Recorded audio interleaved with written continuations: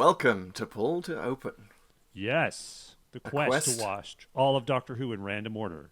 Did I screw that up? No. No, you go No, I ahead. think you No, you you go, did it dude. perfectly. No. You're listening to Pull to Open, a quest to watch all of Doctor Who in random order.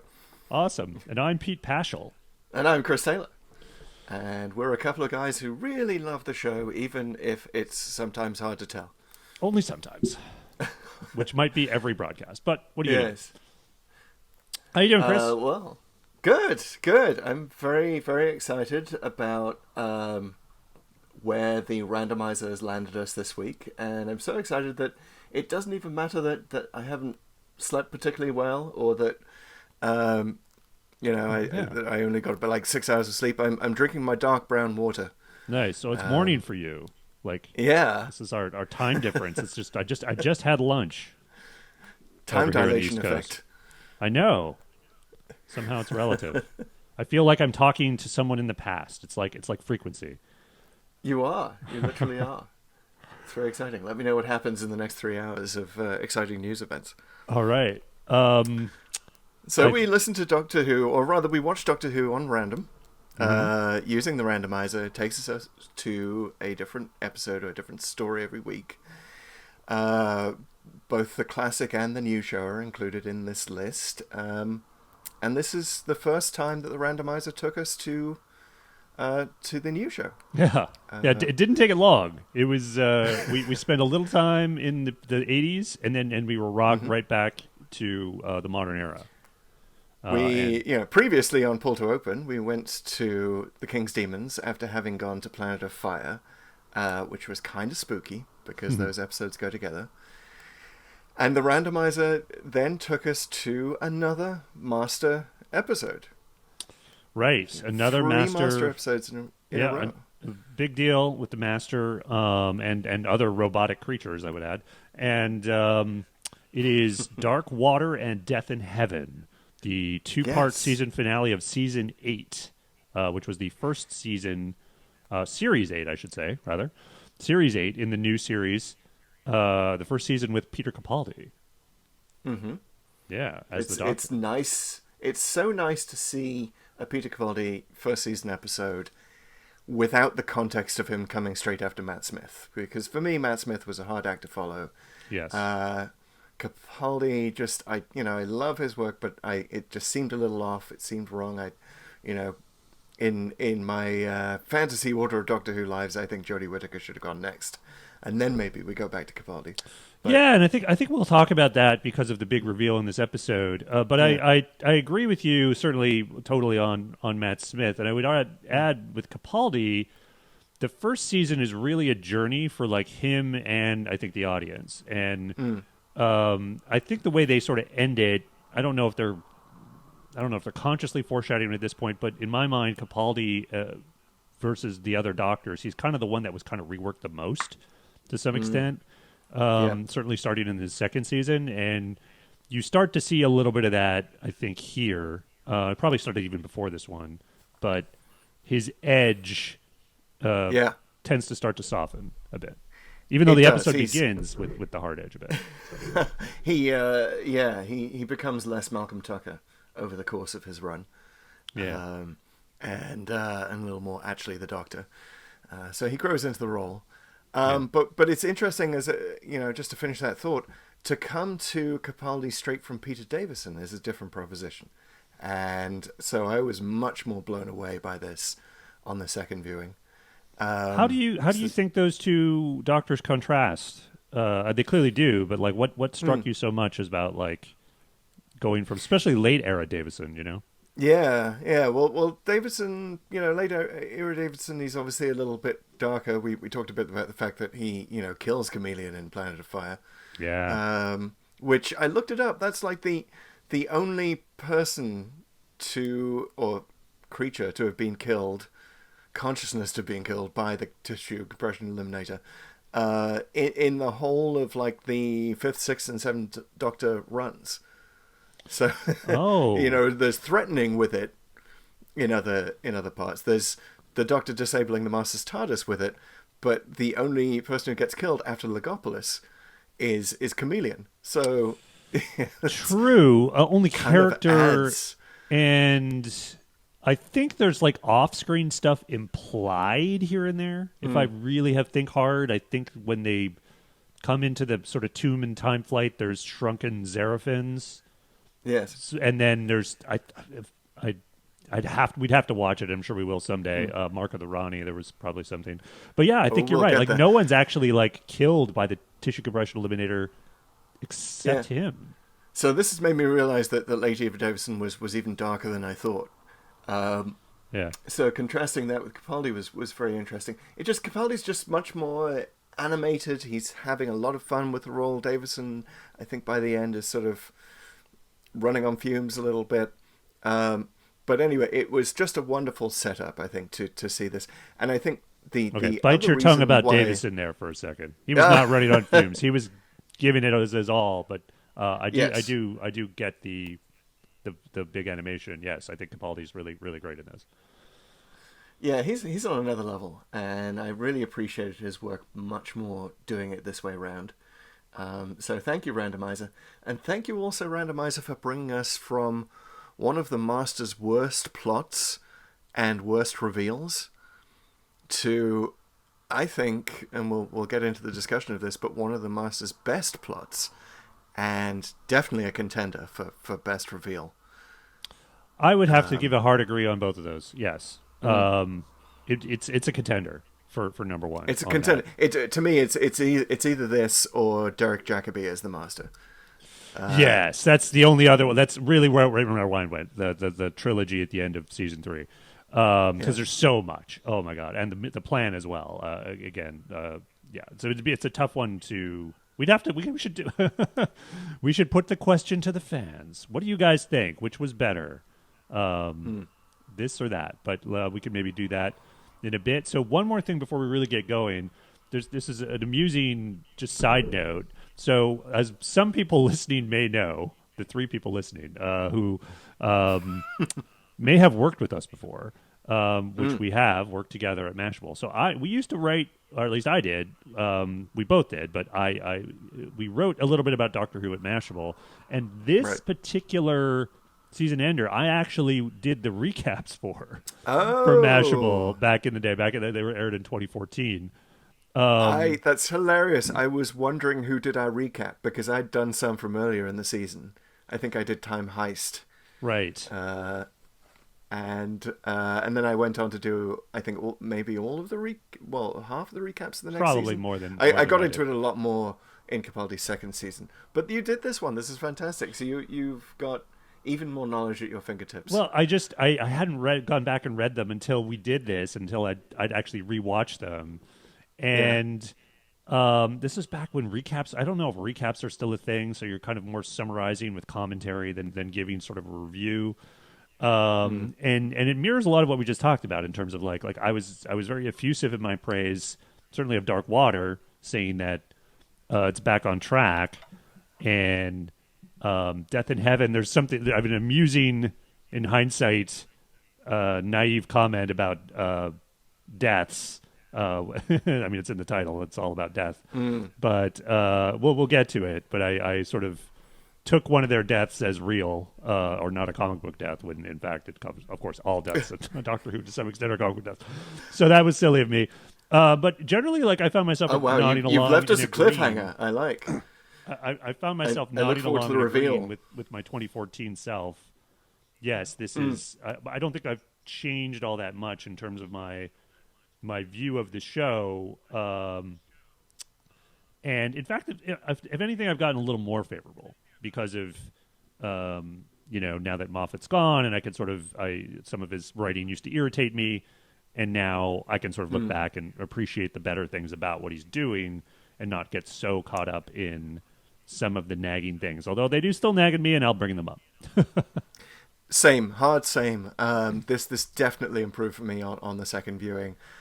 Far superior to my 2014 viewing, which for me, a lot of Death in Heaven especially was some of the dumbest stuff that I felt Moffat had written at the time.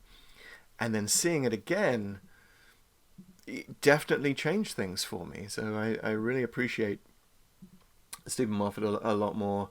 Now we're out of the Moffat era, and I appreciated him a hell of a lot more on second viewing of his stuff, because I think you see the sort of intricate connectedness of the plot. You see more what he was going for, and there are still issues. It also, I mean, it is. We should say, while we're still talking about these two episodes in general, some of the darkest Doctor Who that has ever been shown. Yes, I would totally agree. And there were complaints at the time about this, and I can see why. There were complaints to the BBC that this was not appropriate for children. Right. Yes, particularly in part one. But let's get to it. We start with Dark Water, and there's this. We start with Clara on the phone, essentially, talking to her boyfriend Danny, who has been her love interest all season, and she hasn't been entirely honest. So many post-it notes. Yeah. So many post-it notes. She's there in her apartment, and she's on the phone, and she's there to call and tell him she loves him, and that she then is going to clearly has a plan to be honest with her about her adventuring with the Doctor, which she had basically told him she wasn't doing anymore. She clearly is. And I love the shelf, which is funny. I didn't catch this the first time, and I actually had to look this up. But on that shelf is the Hyperspace body swap ticket. I don't know if you caught this. Which apparently was a thing in a little teaser they filmed with Matt Smith for the 2013 proms. Oh, hilarious. It's right there, and she just, it sort of makes that instantly canon, which I love. Yes. It's so many Easter eggs on that shelf. I'm sure if we went back and studied it, we'd find more. The one thing that I wanted to mention is you see one post-it note that says The Impossible Girl. Right. And this is the only reference, I believe, so far as I can remember, to that whole plot that Clara is the Impossible Girl and is appearing throughout the Doctor's entire timeline, which we learned in Name of the Doctor, and then just sort of got conveniently dropped. Yeah, which exactly. Always annoyed me. It's kind of... I just think it's kind of a relief that was dropped, because it doesn't quite hold up, and it sort of works for recent adventures, but not so much in the I don't know. Just the Impossible Girl thing was clever, but it one of the things it does, it sort of inadvertently, maybe advertently, makes her a bit of a Mary Sue character. And even if she's still just a girl in all of these interventions in the Doctor's past. So I think with Capaldi, they very consciously tried to humanize her more and portray her with flaws and issues, and they're certainly on full display in this episode. But I remember just being a little bit heartened by that post-it note at the time, because it was like the first reference all season to this thing that had been such a big deal the previous season. Right. And I was like, okay, well, thank you for giving that little, Easter egg for the fans, so we know that it's still a thing. You haven't just completely rewritten time. So she continues to talk to him. She tells him she loves him, and then he doesn't say anything back. And of course, it's because his life has just been tragically cut short by getting hit by a car. And again, we're starting with really dark stuff here. Has this ever happened in to your knowledge in any other episode of Doctor Who that someone is killed so normally? Yeah, I'd really have to rack my brain. That's a really good question. I'm trying to think. And that's really. Sort of part of the power of this is that it is, at least in the new show, and at least sort of within living memory for the audience, the first time that this happened. And Clara, indeed goes on to say it was just a boring death. Yeah. That's when she's in the middle of her grief with her grandmother, who's showing up for the first time since Time with the Doctor. And that's a sad conversation. And one that I think anyone who's gone through grief recently can certainly identify with that feeling of like, oh, it was just a bad death. It was just boring. It was just normal. And that's one of the scariest things that Doctor Who can present, is just an ordinary death. And I like that they did that. However, it did not seem to me realistic that she wouldn't blame herself for his death Right, in for some way. being on the phone. Yeah, that's Yeah. sort of glossed over. I mean, you could sort of think they're implying it a little bit with some of her demeanor, but I mean, it never really comes up, so I don't think that's what they were trying to do. Yeah, I thought about it. He I even think says afterward. to her, he even says to her in like one of his last minutes of life, like, "Can't this wait? I'm almost there." Right. He's on his way to her. Why did she have to do it on the phone? I mean, I think the idea is like she wanted to do it with this safe sort of virtual distance between the two of them, and she didn't have to do it right to his face, depending on how he reacted. So it's probably giving her a little bit of safety. But no, I totally Let get that be a lesson for post-COVID times. Once we can actually meet in person again, always do it in person if you can, so that the other person doesn't get knocked over by a car. Talking about your revelation. I will say what this does. If you hadn't already in this season, and it's hard to remember what I was thinking about Danny in this season, but it's almost like with a single stroke, they make you care about Danny because his death is so real and it's affecting Clara. And, to the extent you're obviously watching the show because you care somewhat about these characters, but it's one of those things, oh, wow, like Danny, maybe I didn't like him, but I'm really sad he's gone all of a sudden. Yeah. Because it's so real. I really connected with Danny before this. I think Danny was possibly the most sympathetic character in the whole season, especially because the Doctor is such an asshole to him. Right. Calls him and PE. calls him PE, which first of all, that is an American thing, right? You do have PE class here over here as well. Of course. And sometimes you call it phys ed or whatever. There's seems to be slight regional variations. Sure. It's good to know because it seems such a British thing, especially the way the Doctor said it. PE. With a sneering, such an insult, such a sneering insult. Danny didn't deserve that. He was smarter than that. And also, I feel like it's hard to ignore the kind of maybe subconscious racial undertones here. Like, right. The Doctor was kind of an asshole to Mickey Smith. Right. And now the Doctor's being kind of an asshole to Danny Pink. At first, and it kind of works out eventually with both of them. But you can't help but in his wonder, defense, it's like there's undertones perhaps, but the idea of him being sort of jealous of the boyfriend. Because he's the boyfriend, right? I mean, that's always kind of what I sort of took those sort of reactions to mean, and sort of, he's doing it in kind of a playful way. But yeah, I mean, it's Danny's very sympathetic, and if you would I don't know, I was never really.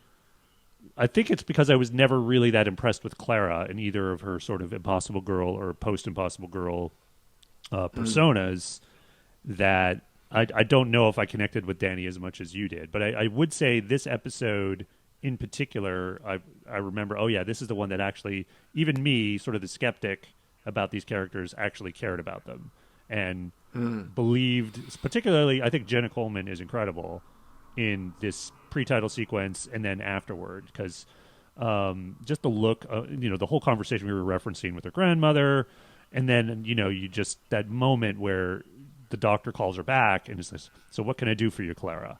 And just the look on her face, and it's just really well cut there. The madman with the time machine asking, "What can I do for you?" Oh, yeah, we know what he can do for her. Yeah. And unlike in Father's Day, where he's just like, Rose likes, let's visit my dead dad, and he's like, okay, sure. And here he's like, no, we cannot do this. We cannot bring him back. Well, in Father's Day, he didn't want to bring him back. It was just like risking it. Right. Again, but anyway, cutting ahead a bit. So he goes and picks her up. She does the subterfuge in the TARDIS. You get some interesting tidbits of TARDIS and Doctor life. I guess he has 7 different rings. Sorry, not rings. It's kind of keys. 7 different keys. Yes, the 7 keys of time. Well, I looked this up. I looked up how many, when do we first see copies of the TARDIS key, and it's in Marco Polo. Oh, way back in the William Hartnell era, Marco Polo steals a copy of the TARDIS key, so the Doctor has another one made, and then Marco Polo steals that one as well, and then eventually gives them both back to the Doctor. But like that's what we had in 63, 64 was just single copies of the key, and now the Doctor is up to 7. So well, I thought this was a reference. Actually, I don't know this because I actually haven't looked it up online, but I think it's a reference to 7 Keys to Doomsday. That would which make is sense. an audio story. I think I forget what it was, but it was there is a story called Doctor Who and the 7 Keys to Doomsday, which I'm ashamed to admit I've actually never read or heard. But Same. it's like as for why they went with 7 keys, I think that's it. It also gives Clara many chances to have the Doctor do what she wants when they get to the lava planet. One of those keys is hidden inside the time traveler's wife, which I'm kind of disappointed in the Doctor for being so basic. I know, yeah, a little predictable there. Like he's lived so many better stories than that. I love the time traveler's wife, but it just it seemed in this context like, oh really, Doctor, you would have that on your shelf? Little on the nose. It's kind of like in the '96 movie when he's reading the time machine. Very much so. Yeah. So they get on the lava planet, and Clara's like. She's doing Gollum, right? I mean, she's basically, I'm gonna throw this in the lava, and it's very like sort of Lord of the Rings imagery, and it is. Yeah, she's throwing keys in the lava. She's evil Clara to an extent that she hasn't been. We're meant to read it as grief, and I get that, but it just sort of. Like when part of your problem is that the audience isn't necessarily connecting with Clara, and I'll just say for the record, I'm not a Clara hater, but there was a lot of Clara hate. Much of it came from my wife. Still does. Interesting. Was she leading some internet groups? I wouldn't be surprised if she was doing that on the side, but no. Yeah, she just never really connected with the character. I think a lot of people had that problem. And then you just sort of make Clara go and do kind of crazy stuff like throwing TARDIS keys into lava. Well, I mean, I'll also qualify. I don't think I'm a Clara hater. I'm not. I mean, I think she's fine. I think she, like I said before, I'm not entirely impressed with either sort of incarnation of her, but I think a lot of her stories work, and I do think she works a little better as a not impossible girl. Right. But she ends up throwing all these keys over into the lava. And in here, when she's threatening the Doctor, you get that edge still with Capaldi, right? Because she says Danny's dead, and he just goes, and? Like, which is like, and her reaction is our reaction. Like, seriously? Like, nothing?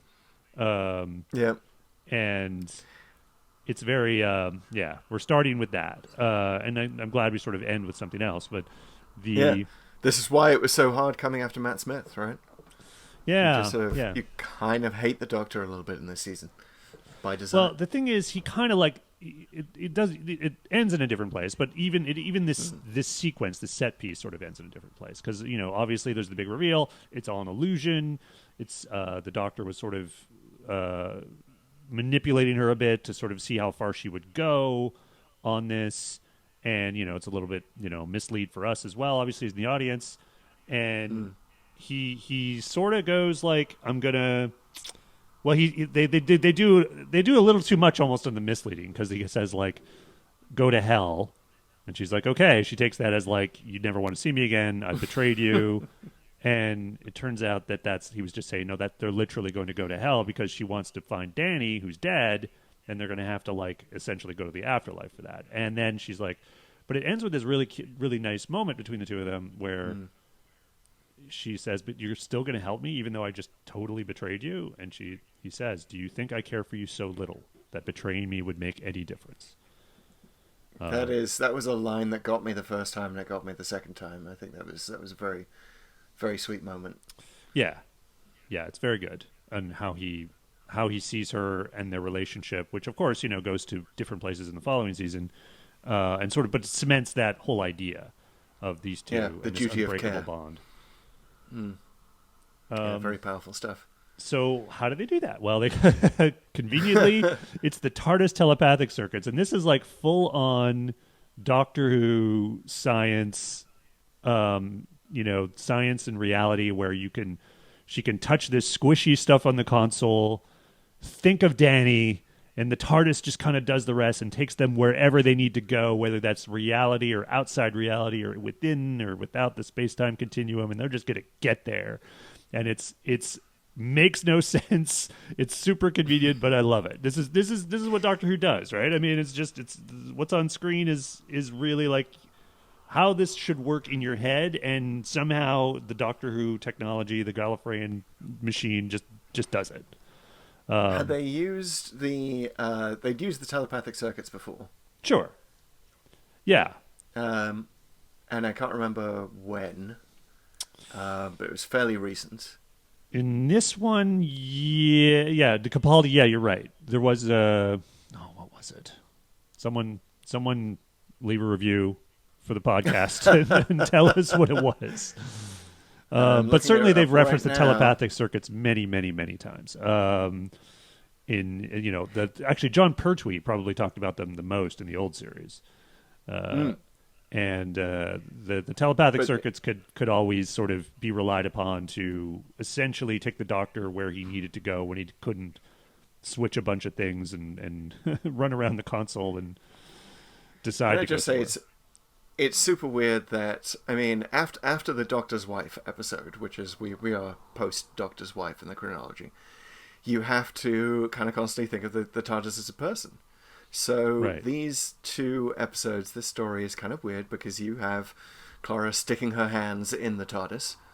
And then towards the end, not to spoil why, but the Doctor beats the console, which is like he's literally abusing his wife there. That is not okay. Right. So it's sort of a little weird kind of interface with the TARDIS here. Yeah, it's a person up until it's a machine. You know, like it's funny, like how we were talking about in Planet of Fire with these components getting put in and taken out of the console. Yeah. In that era, like the TARDIS, like it was a machine. It's a time machine that has a bunch of circuits, and that hasn't always been the case. I don't think it was that initially, or well, it kind of was, but I mean. They kind of went back and forth in the old series of sort of how much is the TARDIS sort of, not quite conscious, but like is it a sort of character? And then the new series sort of amped that up a bit, and it's definitely gotten away from just the TARDIS is just a machine type of idea. But anyway, she plugs herself in, and they go to wherever the TARDIS has decided that their timelines will next intersect, according to the Doctor. So convenient. Yes, very. But we really, like, because they're teasing it, because they're saying, like, okay, we're going to find Danny, we cut to Danny, who is supposedly dead, but he's now not in a morgue, he's not in a graveyard. He's actually, like, in an office somewhere. And in comes Seb. Perhaps the most douchey guy Doctor Who has ever had. But douchey in a very British way. Very sort of British middle class way. I don't know this actor, do you? Yes. Chris Edison is a lot of fun. He normally plays in comedies. He is in The Thick of It with Peter Capaldi.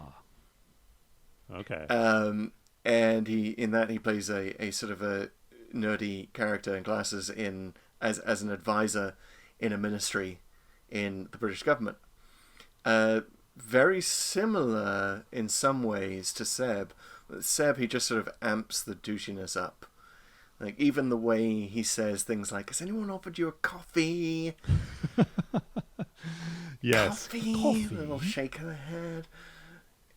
Which is great for this role because he has so many douchey things to say. Oh, and he's always like gritting his teeth. Like, it's supposed to be all about that. And sort of trying to sort of make everything sound like it's fine. Everything's fine, even though it's bad, but it's fine. But I mean, we gather just so British from their exchanges, he's in the afterlife somewhere, and it's one of these things where, again, I think this is Doctor Who getting bold. I mean, it shows the boldness of the episode. It's kind of trying to, at this point, and you're not sure how ambitious it is, but like this is the Doctor Who version of Afterlife, and sort of it's like if you ever saw that movie Defending Your Life. I didn't. Which was an Albert Brooks movie from the 80s about a guy who dies in the dumbest way possible by getting hit by a bus, and then he's in heaven, and it's very much, it's like another place. It's just, as this guy says, it's more life. It seems like this is almost like inspired a little bit by that. Now, not that that was necessarily the first work to...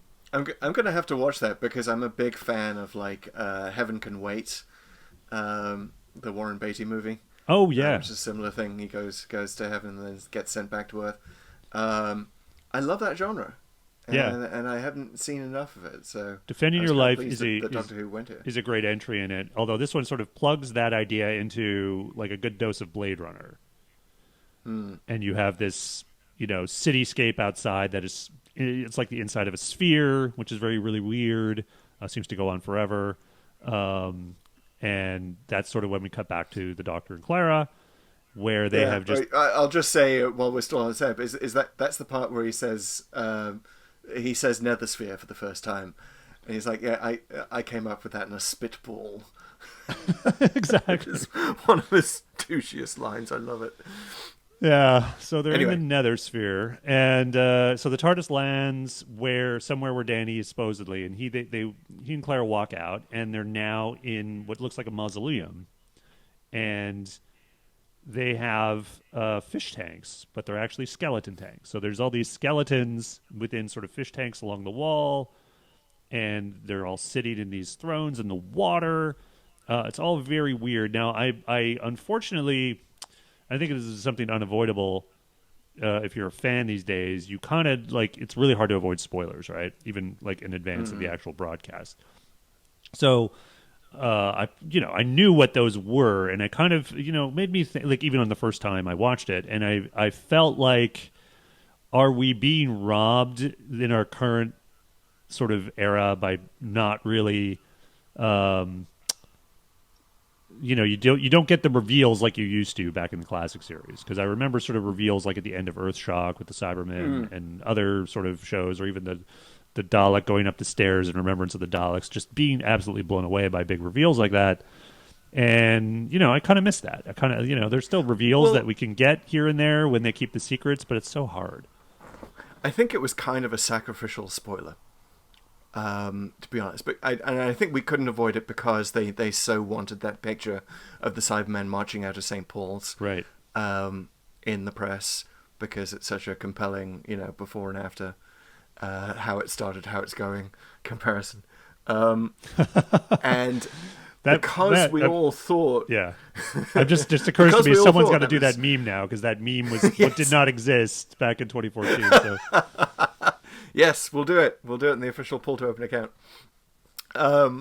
You could just do that for all the Cybermen appearances. Mondas Cyberman with current day. Anyway, Pull to Open 63 on Twitter. Yes, there we go. It was a sacrificial reveal.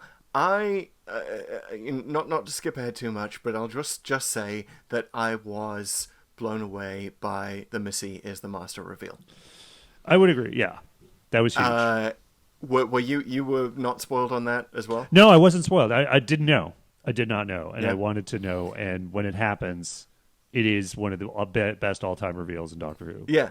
So we'll get to that part, but I think that Moffat kind of threw out the Cyberman spoiler, so we thought that we had it, and we were not looking for the other spoiler. So it's kind of, I think, this was definitely an era 2014 when spoilers were rife. And I think that this was probably a very clever strategy.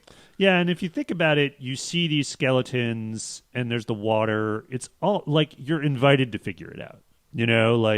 They talk about the water, which this water apparently makes anything inorganic invisible. And it's so funny because they never reference the water after this episode. Like even in the second episode, the water's just forget about it. Like it's purely an invention for the reveal of the Cybermen later. It's a very Doctor Who invention. But I think we have here the second reason, or the third reason maybe, why the randomizer brought us here, is the little special effects where we don't see, like their backs are turned to the tanks and the heads of the skeletons turn. it reminded me that was a very chameleon level special effect. Oh yeah, well, and also like they're it's like they're turning on rock. I don't know like what they were quite thinking with the sound design on those episodes, but it's like there's this weird crunch as the skulls turn in the tank. Like I think it would honestly have been eerier if it was totally silent. Like I don't know, like it was an odd choice. So we go a little bit back and forth between the Doctor and Clara in this mausoleum versus Danny, and so Danny is. It's really funny. I love how Danny tries to sort of reason his way about where he is, and he talks about like, well, I'm clearly not dead. I'm here, and he's like, well, yeah, it's not, it's not the afterlife, but it's more like more life, and he talks about you got iPads in the afterlife, Yeah, and and Wi-Fi. Seb is like, we've got Steve Jobs. It's such a good line. That was a brilliant line, and the douchey way that he says it was just so perfect. Yeah, and I would say, this is only a few years after Steve Jobs died. I think this was just, it was not too soon at this point. It was fine.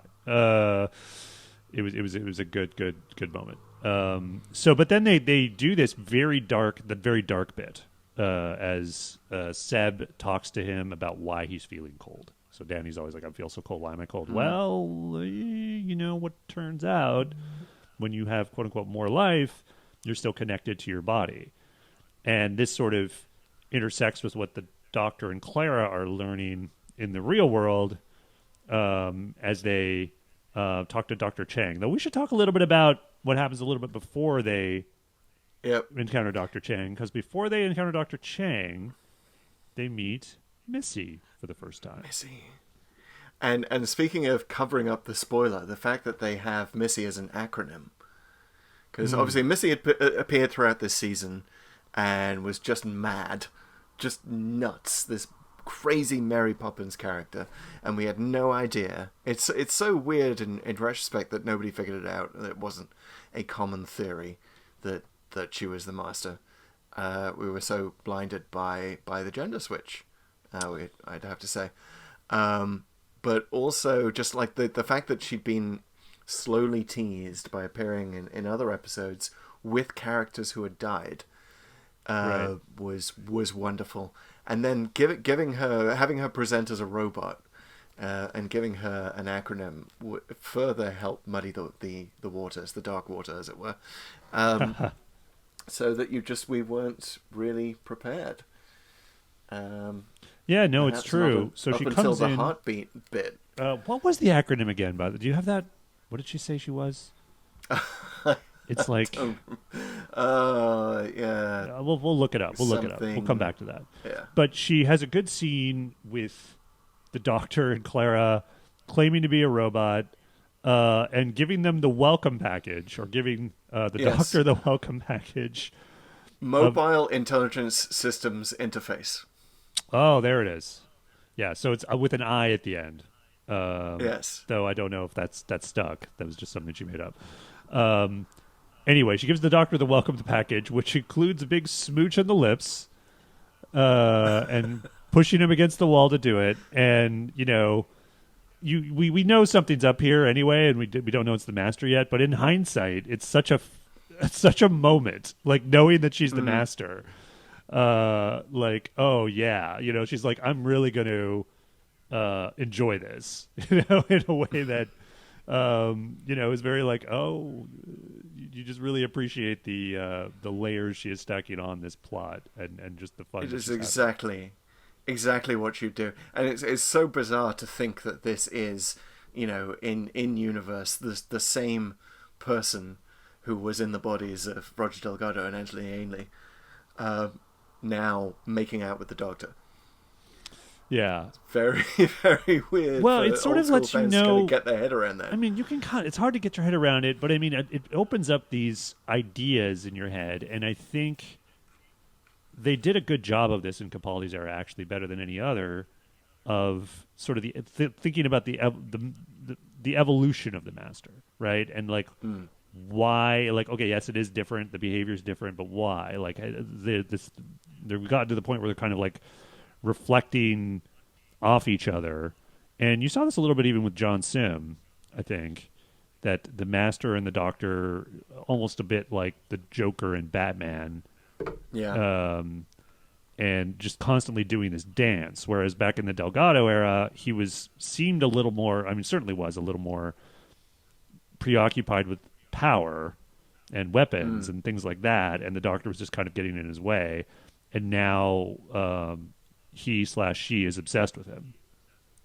Yeah. Yeah, it's a wonderful plot. But she grabs his hand and puts it on her heart, which, the Doctor is clearly... And he could have maybe mentioned this a little earlier, there's two hearts, therefore she's a time lady. But it takes a while for him to process. But in the meantime, we have this wonderful line where he's basically asking to talk to her supervisor. And she says, "I am maintained by the Doctor." And he says, "Doctor who?" Another wonderful use of that line. And the way that Michelle Gomez just sort of turns her head and shouts, "Dr. Chang!" is, it's if you hadn't fallen in love with Missy up until that point, that was just such perfect comic timing. And can we talk about Michelle Gomez? I mean, you can't say enough about her in this performance. I mean, she really, really throws herself into it. I remember, I think I said something about Gerald Flood chewing scenery as King John in King's Demons. Yeah. He has nothing on Michelle Gomez. Michelle Gomez is incredible. He's a very understated actor compared to her, but she is, she is, I mean, it's beyond chewing scenery. She's such a physical comedian. And that she did this NHS comedy in the UK, I think it was called Green something. But she is, because of her turn as Missy, I went back and watched her in this. And it's kind of a series of sketches set in a hospital. And every time she's on screen, she has this incredible energy. Whether she's either trying to push people away for one reason or another, or she is trying to come onto them. And either way, she just throws herself physically into the performance. That she's one of the most physical comedians I think I've seen in the modern era. It is just such a precise performance. The way she turns her head, the way she uses her eyes. And she really is. I mean, I appreciated the heck out of her at the time, but you watch this again and you're like, this cements it. This is one of the best performances in all of Doctor Who.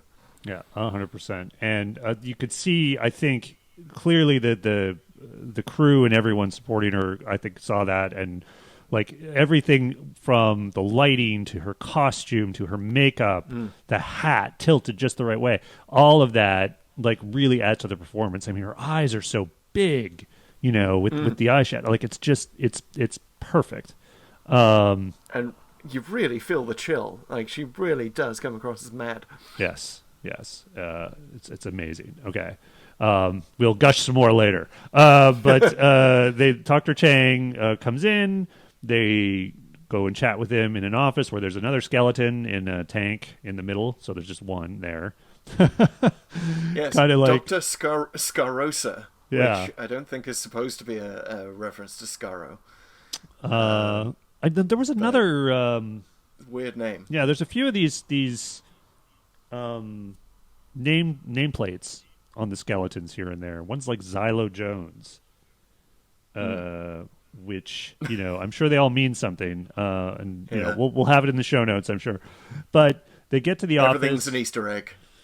They get to the office and they're chatting with Dr. Chang, and the simultaneously Seb is talking to Danny in the afterlife, and they come up, or they reveal why this place exists, ostensibly, to preserve these bodies and tanks.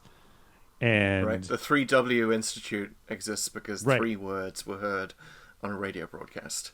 Yes. And here interlacing the atmospheric noise, which we'll get to later in the episode for another reason, was the signal. And here is where I have to say, for possibly the first and maybe the only time in all of Doctor Who, I think that this was sort of inappropriately scary for what the show is, which is first and foremost a kid's show. And the fact that the 3 words are "don't cremate me," that we're hearing the dead say "don't cremate me." I mean, how many kids would have watched that and thought, "Oh, well, that we cremated Granny," Right, right. or they're trying to process some death in their life, and now they're terrified. Because I think I would have been, if I'd watched this age 7 or something, I would have been terrified of cremation from that point on for years, and would have been absolutely distraught and inconsolable if a relative was cremated. So I think it may be Moffat sort of taking that thing that he did that was so successful with the Weeping Angels, take an object that is commonly seen in everyday life, at least in Britain. Statues of angels are kind of everywhere. And making it a scary figure. Like, that's a good scary. Right. Even though people complained about that at the time as well. I think it was being a bit too much. I don't mind the idea of sort of being a kid and kind of getting a chill down your back when you walk down the street and you see an angel statue. But going for cremation, I think, is a step too far. Well, it's a difference between making an object scary and an idea scary. And when you can walk away from an object, you can get it out of your sight, you can cover it up.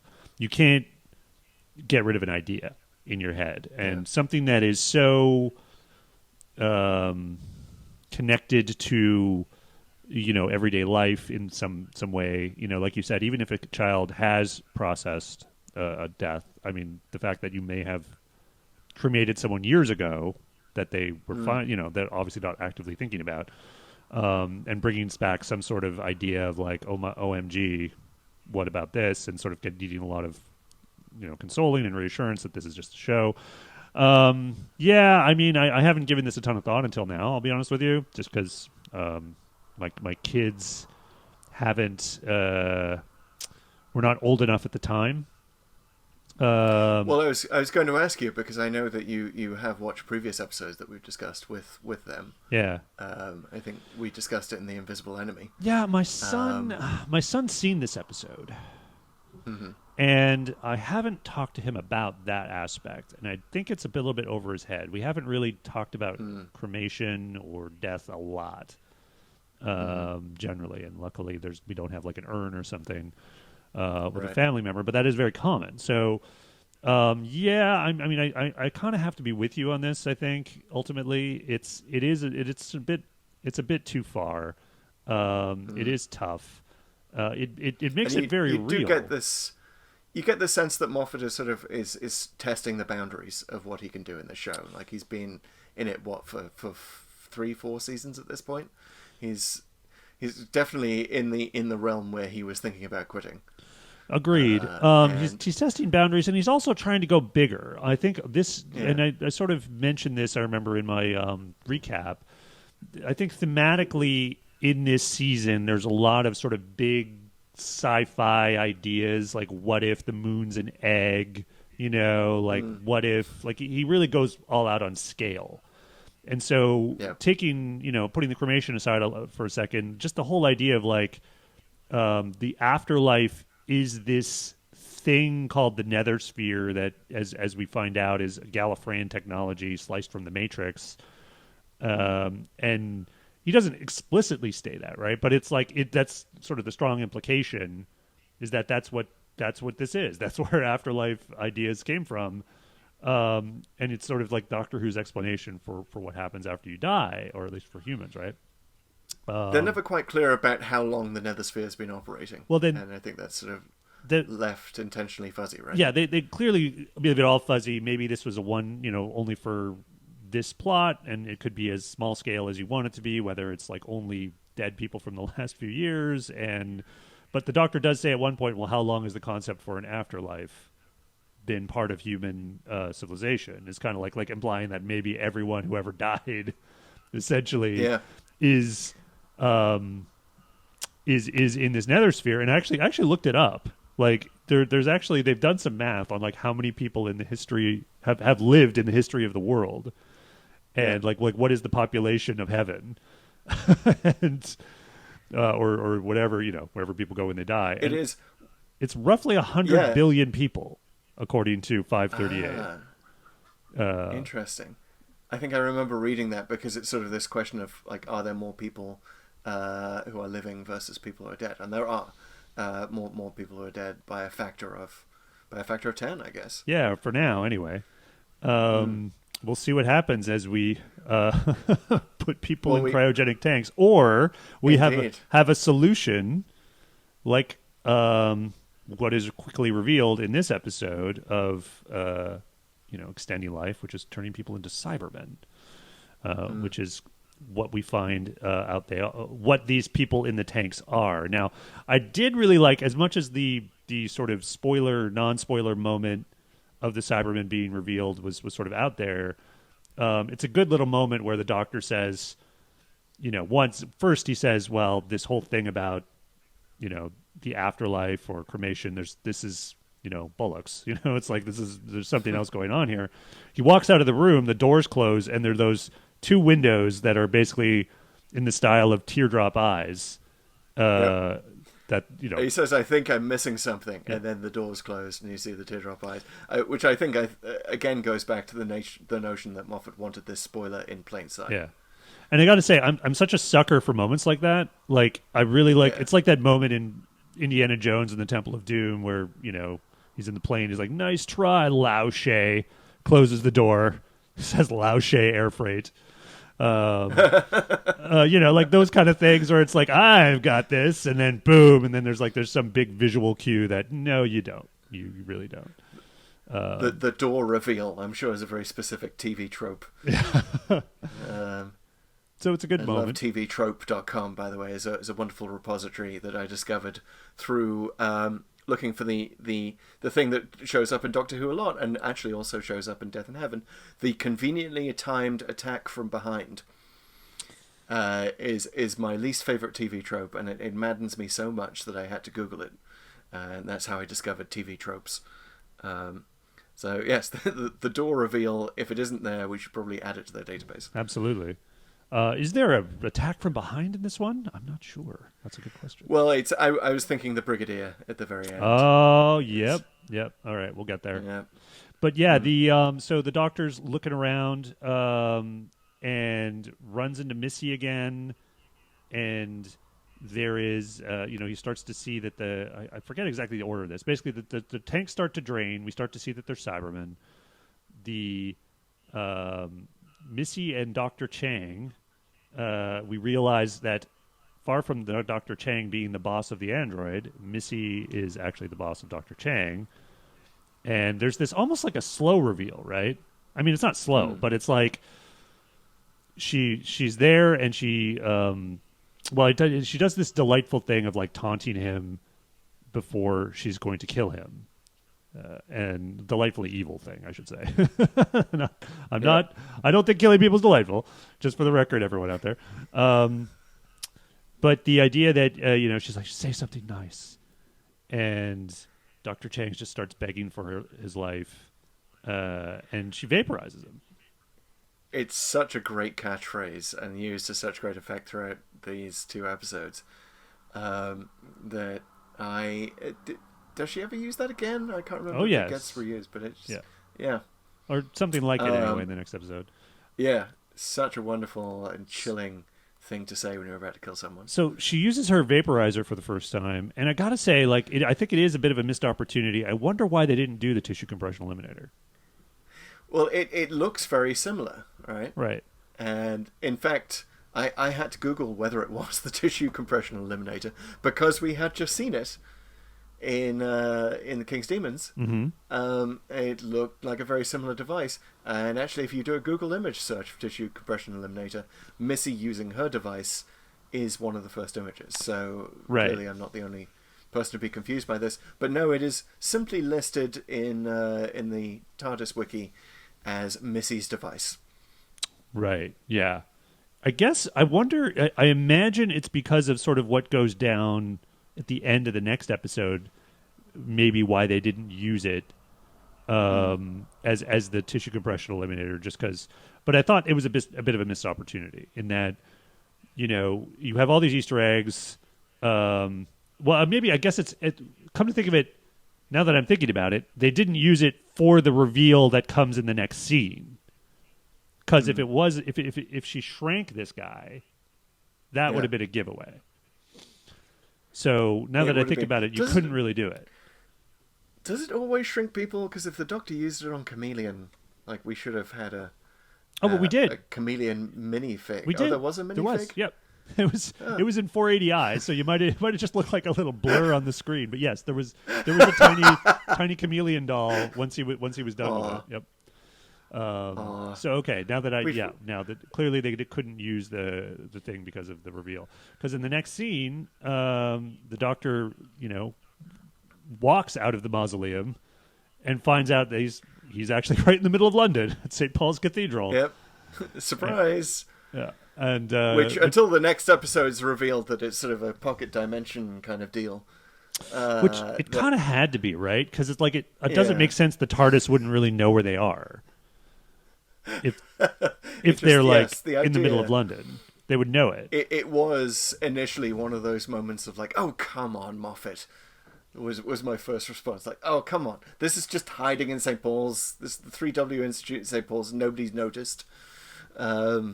So I had a moment of indignation there at the time. So it's like, but yes and no. It's in there, but like if you went in there, you wouldn't see it, I guess, is kind of the idea.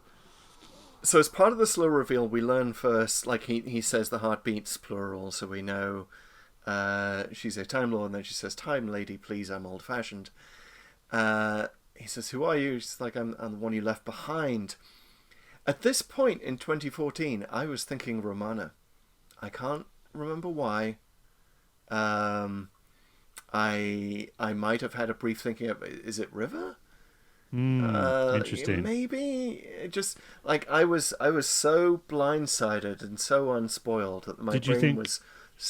Did you ever think maybe Jenny? Ooh, no, that would have been a good one. Yeah. I think I went there briefly before settling on the Ronnie. Yes, that was another one that I thought. The Ronnie or Romana. Yeah, so the Ronnie was actually, it was a scene that was going to be the spoiler mislead if it leaked, because they actually filmed a version of the reveal with her saying she's the It's with another acronym. Interesting. I forget what it's supposed to be. It's like it's random access neural integrator. Nice. So that nice bit of trivia there. So basically, they filmed a scene with her saying that, so that if something leaked, they could just sort of, that would ostensibly be it, and then they could still have the master reveal. So she does reveal, of course, as well. I love it. The scene where the Doctor runs out into the streets and starts screaming for people to basically run. Go. Like I love scenes where the Doctor just comes across as absolutely nuts. Like, what are you doing, guy? Another Scotsman shouting in the streets, I didn't know there was a match on. Yeah, so good. So many good lines. Such a perfect put down. But yeah. Yeah, and the reveal, and apparently with the audio, they, like, it was I Am Your Father levels of hiding the spoiler here. Like, having them say different dialogue at the time, even as... I believe that it was recorded afterwards. Like, they re-recorded the audio afterwards and had them say something different on set. Yeah, they looped it in. Yeah. Which is just brilliant, and I was hella surprised, and it made all the sense in the world. And it was great, because here we have the first Time Lord gender switch seen on screen. Yeah, it was such a great moment. For many reasons, obviously the reveal, but for that, and it's the first confirmed one. So another bit of trivia was that it's kind of been either sort of mentioned or strongly implied that Time Lords can gender switch when they regenerate, because the Matt Smith, I believe it actually was in the episode, the Doctor's wife mentions some other Time Lord called the Corsair. Who apparently was, he just says, like, when he was a woman, some language to that effect. Right, so that's a Neil Gaiman special. Mm-hmm. But actually, technically, Moffat is the first writer to have shown the Doctor regenerating into a woman on the BBC. because of the Curse of Fatal Death. Oh, Which, yeah, wow. which, if Yes. you don't know, was a comic relief special filmed while Doctor Who was actually off the air in late 80s, early 90s. Starts off with Rowan Atkinson as the Doctor, Hugh Grant becomes the Doctor, and the very end, Joanna Lumley from Absolutely Fabulous becomes the Doctor. And this was Stephen Moffat's first time writing for the Doctor on the screen. It shows that he clearly had his comic chops. But it's also kind of a loving recreation of the show in a lot of ways. And it does sort of... So, he's clearly been thinking about this for years. Mm-hmm. About the Doctor transitioning into a woman. So, And if you think about it, there was... When Tennant regenerated into Matt Smith, there's a moment while he's sort of trying to figure out like what he looks like or what he's there in the TARDIS. He's just regenerated. He's like feeling his hair and he goes like, "I'm a girl." I was like, no, wait, I'm not a girl. And it's just forgotten about it a second later. But I mean, it is a thing. Like if you think about it, like, well, why would he think that if that wasn't possible? And I believe that was also a Moffat line because it tends to be the new incoming Right. showrunner. Right. Who writes the post-regeneration scene at the end of the previous showrunner's turn. So, so there's a lot confirmed by this moment. And I actually, in addition to watching these episodes, actually found out I'd bought them on iTunes at the time. Oh, wow. Remember when we used to buy stuff on iTunes? And download so that things? meant that I got all the extra stuff that you used to get when you bought stuff on iTunes. And among them with the Doctor Who extras that were on the BBC, and in both of the special extra episodes that you get with the iTunes downloads, Moffat is seen defending this choice. Like we've been hinting throughout my run on Doctor Who that Time Lords can change gender. Mm-hmm. So there may be more. Well, and I got to say, I feel like and I don't want to get too into this sort of fandom commentary. I do think Moffat took a lot of heat for various things. One of the things I think he was sort of a bit unfairly took heat for was sort of not choosing a woman earlier, and because I feel like this idea, like this sort of transitional idea of like, okay, get people used to the idea and show it with maybe another character before doing the main character, I think is the correct way to do it, right? It's like you kind of want it's a slow build up. Yeah, and it's sort of people who might be resistant to the idea, some of them anyway, will be a little more persuadable when you get there. And it does sort of build up to the finale of the next season in Hellbent, where we actually see a Time Lord changing gender during a regeneration. Yes. And revealing that you don't get regeneration sickness. It's just man flu. Which I think is such a wonderful line, such a wonderful conceit. Yes. Love that part. But yeah, so it is Missy. She manages to dissuade the crowd from running away. And the Cybermen are just treated as an opportunity for a selfie. That's right. They emerge from the cathedral, poised to conquer, and then suddenly everyone's like, "Oh yeah, let's get some shots with these guys." Now, it's a cute moment, and I like it, and it is kind of exactly what would happen, and especially in an urban area, like it's basically like Times Square and the naked cowboy, right? Like it's. That's a perfect analogy. Yes. They're like, put a hat at their feet as Missy does, and get money for selfies. I love it. It's perfect. It does also bring up the issue of have we been officially told that the people of Earth have had their memory wiped of previous incursions by the Cybermen? Right. I mean, we haven't, but let's stop and talk about it, because this is a thing that repeatedly bothers, might be a bit of a strong word because you kind of have to go with it.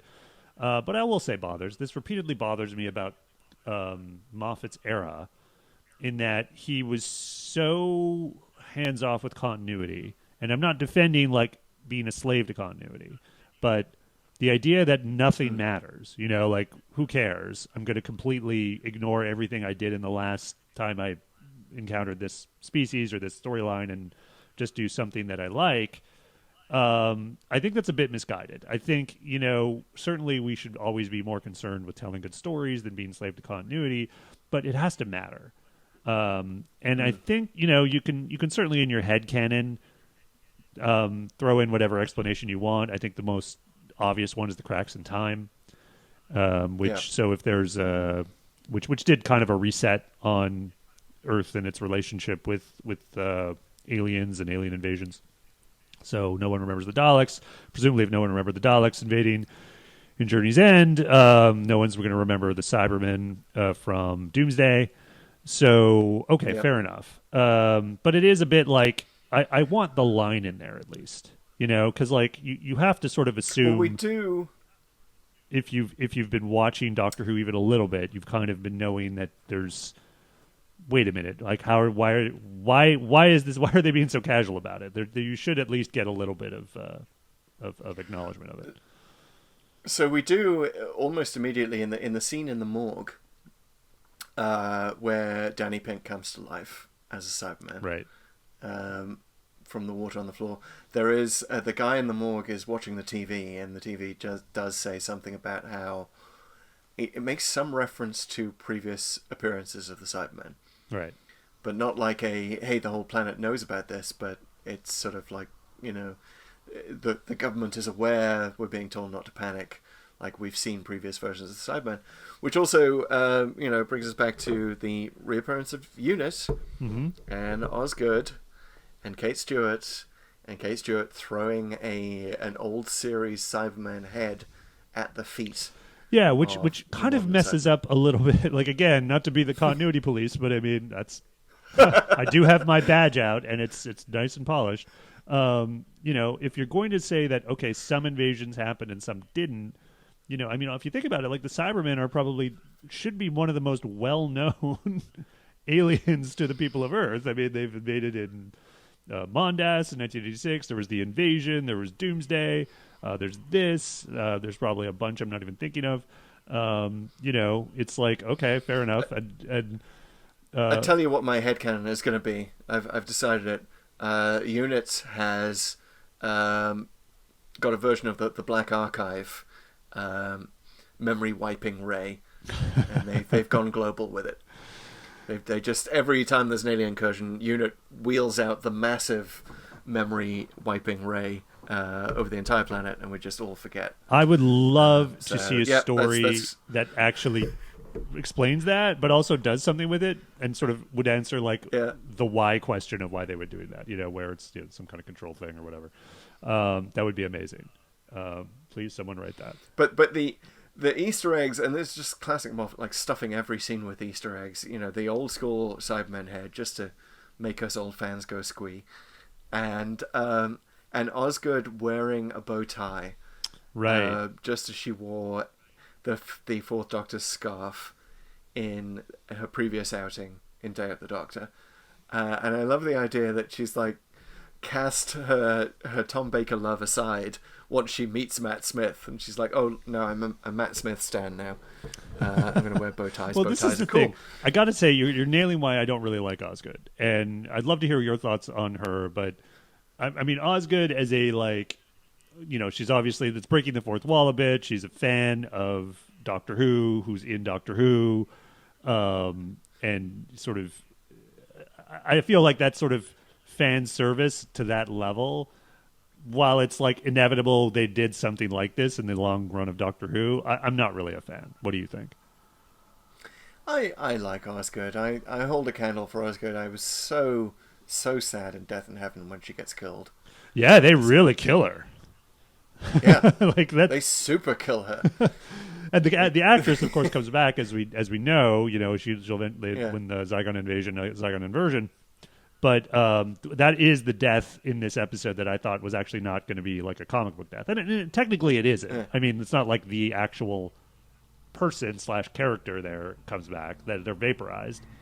In the most delightful way possible again. I mean, Missy is so good at taunting her, and it's Dr. Chang again, but 10 times worse, 10 times the anguish. She's going to do it. The countdown. The I'm going to kill you in a minute. Would it help if I did a countdown? holy crap, that was chilling. Yeah. And it was yet another moment in these episodes where I'm like, is this appropriate for kids? My goodness, that's like, this is movie level scary death. Well, it's also movie level incompetent unit guards, I'll say, who just kind of stand there, let her talk, there. And then ostensibly, she doesn't do anything magical other than sort of like take off the handcuffs, and just suddenly she appears right beside Osgood. Like, how did that happen? Like, and again, I think they need you need a little more. Moffat. This is Moffat. My biggest problem with Moffat, he just does stuff because it seems cool. And he doesn't do enough of the work, and sometimes it's a lot, and sometimes it's a little, to earn it in the story. Yeah. And I tend to blow the whistle on this. Like, you didn't explain how she did that. There are two guards right behind her. Suddenly, she like at least say what she did. You know, like, which is maybe you could make up anything, right? Like, she's the master. She could use some kind of hypnotic ray and like have her, you know, hold up a mirror, look in a mirror that's on the wall and sort of hypnotizing the guards behind her. Like, but do it, earn it. In this episode, I'm kind of ranting now, but in this episode, it's light. It's not so bad. And the strokes he's doing, I like. So I don't have a problem with it as much in this episode as I do in other episodes in the Moffat era, but it is a huge, huge problem for Moffat. I was actually more anti-Moffat in this episode than I think you were, certainly at the time. That notion that I've always had with him, that he has amazing ideas that should have been a whole episode in themselves, and would have been in the old show. And he just kind of jams them in together, not giving them their due. And one of them happens here, where Kate Stewart reveals that the Doctor has, through emergency protocols, been made the president of Earth. Now, talk about not earning something. Right? That's the ultimate example. Like, oh, we're just going to throw this in because you want to have a few cute lines, and you want to have Missy later saying "Happy Birthday, Mr. President," Marilyn Monroe style. Right. Like, I see why you did it. I see why it was irresistible. But you're right. Freaking earn it. Totally. I thought that one was kind of delightful in a way that it didn't bother me as much as some of these little things that nag at me. Because that one was like, it's almost about time, right? Like, you're kind of like, okay, every time there's been an invasion, the Doctor has come and solved it. He's clearly the guy with the answers, the guy we should listen to, the guy that should have this authority. The Earth eventually comes to its senses and just gives him that, is very satisfying. But it is very glossed over. You kind of, I felt very similar in that, like, I would have loved to see the UN debate about that. I would have watched hours of that. I would have watched the crap out of that. Just a whole episode on the background of how they got everyone in the world, including the United States security apparatus, to agree that the Doctor is somehow president of the Earth, if there's an alien incursion. He gets in a dig at Americans that I can't quite remember what it is, when he thinks, well, like, the president's on board, someone says. And it's not to the Doctor. Someone just mentions the president's on board the plane that they usher him to. And so he goes, I forget. I don't think he says, "I hate Americans," or why do we need to have Americans here? They get in the way or something. It's something like they'll just blow stuff up. Right. It's some dig at Americans in general, which I think, I get the Doctor's against soldiers, and America is a very militaristic nation, but it was just, Well, I'm also like, 2 episodes after we were just saying hi to Perry, I'm a little like, come on, dude. You like Americans, remember? Yeah. Or do you just like British people pretending to be Americans? I guess that was a phase. But we're jumping around a bit, and that's okay. One thing I wanted to... You kissed an American doctor in San Francisco, dude. That's true. Just a few generations ago. One thing I wanted to be sure we didn't forget, I really liked, and I think this really emphasizes sort of the fun they're having, was when Clara tries to do her mislead with the Cybermen by saying she's the Doctor. She does this pre-title sequence, and then as soon as she says, "I'm the Doctor," the credits roll... And Jenna Coleman is listed first, and it's her eyes instead of Peter Capaldi's that appear in the credits, and I really like that they did that just kind of as a one-off, and just for fun. Really, it's like, yeah, she said she's the Doctor. Let's like we've been misleading people back and forth. Let's see if we can fool them for a few seconds here. I was, again, we've dropped on either side of the Moffat's being too much line, because I really thought that this was just a step too far, unearned. I can appreciate it more now watching it again. I've made my peace with it now. I liked it the second time around. But I thought, like, there's so much stuff going on. We're trying to process the Missy thing. We're trying to keep a handle on the Cybermen thing. A lot of stuff is going to go down in this episode, and you're jamming this in as well. It just it broke my brain a little bit, and now I think it's in a good way. But yeah, I was definitely in a good way. I thought it was fun. I thought it was but it is like I could see why you would react that way. At the time, it's like you don't reference the Impossible Girl thing for an entire season, and now you tell us she's the Doctor. Oh yeah. It's throwing in a lot, and because it is just this silly thing they did because it's just this mislead that she's trying to give the Cybermen at the beginning, and nothing more comes of it than that. It is like, okay, yeah, it was all clearly just a fun times kind of thing they were doing. I can now step back and realize that Moffat was especially trying to make fans' heads explode because they're trying to process the fact that Time Lords can gender switch in regeneration, and for a lot of old school fans that blew their minds. They didn't agree with it, blah blah blah. And he's like, right, you think that's bad? How about this? Take this. Clara's actually a future regeneration of the Doctor. Ha. Or maybe it's something with her mixed into his timeline, like she's become inextricably linked, and she is now actually the Doctor in some way. Well, Chris Chibnall has some time, so right. I mean, maybe. Who knows? Maybe she's one of the timeless children. Who knows, right? As well, yeah. So anyway, so I can appreciate the trolling, top level A+ trolling. Yeah, it is a troll. I'll admit, yeah, it's definitely a troll. That's the right word here. But again, sometimes you can't help but laugh, and sometimes even respect the trolls. Okay. Yep. So the Cybermen, getting back to them, this is like, I feel like every now and then in this episode they have to remind you, oh, by the way, this is a Cyberman episode. And they kind of like they do things the Cybermen have never done. They work in ways the Cybermen don't really work in any other episode. They kind of get a pass because this is like Gallifreyan technology and the Master's involved, so you can kind of do it. Again, as the continuity cop, I wish they'd sort of made that a little more explicit.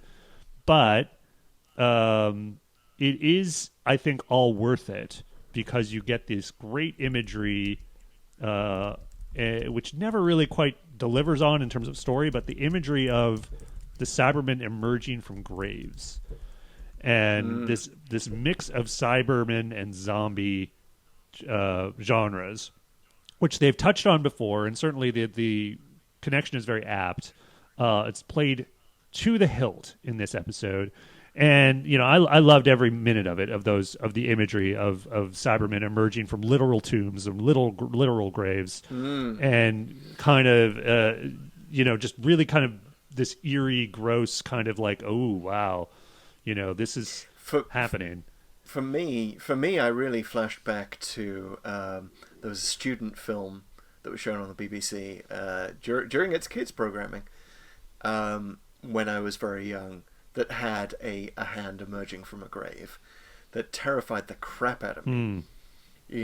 Speaking of the whole sort of curse of fatal death kind of theme of these two episodes. It would have been a good alternate title, by the way. Curse of Fatal Death is really what's going on here. But it reminded me that because I as a kid was terrified and carried that around in my head for years, that image of a hand emerging from the grave, that these two episodes would have just destroyed me as a child. So it's yet another example of that. Yeah, I hear you. I when I saw this the first time, the imagery of the Cybermen crawling out of graves from rain made me think a lot about the movie The Return of the Living Dead. And I don't know if you've ever heard of that one. It's sort of a 80s addition to the zombie genre. Right. And it is exactly that plot. It's basically it talks about how zombies are actually real and that they were put in these toxic waste drums, and what happens is that they burn this body that can't be killed. The cloud goes over a graveyard. It starts to rain, and all the pollen, I guess, from the zombie pours on the grave sites, and then all the dead in the graveyard rise. So it's like stealing exactly the plot from The Return of the Living Dead. I had no idea it was so stolen. Yeah. Shame on you, Stephen Moffat. No, it's clearly he and I had the same taste in movies in the 80s. Although I think I didn't see it technically till the 90s, but I guess great artists steal, so no shame. Yeah. So and great artists who think alike and steal alike are equally great. So I'm just as great as Stephen Moffat. Everyone heard it here first. There you go. But yeah, I found all that imagery really cool. As I sort of mentioned earlier, I don't think they really deliver on it. You know what I mean? Like the Cybermen all emerge and then they don't really do anything. Like they just hang out. Yeah, they just kind of standing around in graveyards, and there's no sort of moment of triumph. Not that it necessarily needs it, but I mean, I often talk about Doomsday, the other sort of cyber invasion of the modern era that has similar imagery, although the Cybermen do kind of conquer the world in that one in a sense. I mean, they don't fully do it, but I mean, I always talk about how Doomsday ruined Cybermen for me because they'll never be that triumphant again. Like they just kind of appear on the planet of modern day Earth, and they've effectively conquered it. And here they come close, but they never really leave the graveyards. They kind of stand around, and then Cyber Danny ends up commanding them, and they end up sort of destroying themselves to save the rest of the planet. The fact that they all just hang around does fit with what turns out to be Missy's plan, which is that this is an army she's custom built for the Doctor's birthday. We never know if it's actually his birthday, but in my headcanon it absolutely is, and this is a total reveal that happy birthday, Doctor. Yeah. I got you a Cyberman army. Which is great. It's a great moment. I actually like how that turns out. Before that, it doesn't quite jibe with what happens on the plane, or maybe it does. I'd like to get your opinion on this. So when they're on the plane, Osgood is vaporized in that very cruel way. The Master takes down the jet. It sort of blows up, and we have this beautiful moment with actually the Missy and Seb.